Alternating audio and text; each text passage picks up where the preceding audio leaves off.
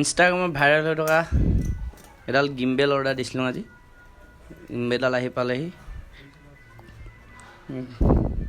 বক্সৰ পেকিং ধুনীয়া দিছে।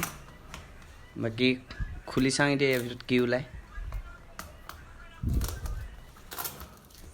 থাম্বনেইলখন দেখিতো গম পাইছে, এইটো প্ৰপাৰ এটা স্কেম হ'ল আজি মোৰ লগত। গতিকে ভিডিঅ'টো শেষলৈকে চাওক কি ওলায়।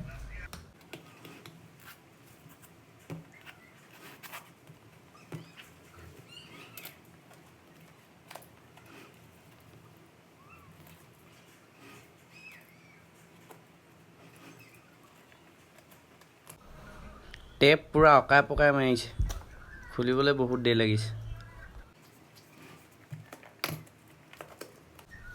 ফাইনেলি বক্সটো অ'পেন হৈ গ'ল গাইছ। এয়া চাওক, বক্সৰ ভিতৰত অকল বাতৰি পেপাৰ। গতিকে আপোনালোকেও যদি ইনষ্টাগ্ৰাম ৱেবছাইটৰ পৰা কিবা বস্তু অৰ্ডাৰ দিম বুলি ভাবিছে তেনেহ'লে 10 বাৰ ভাবি চাব।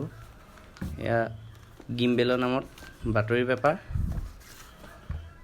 1499 টকা ইয়াৰ দাম।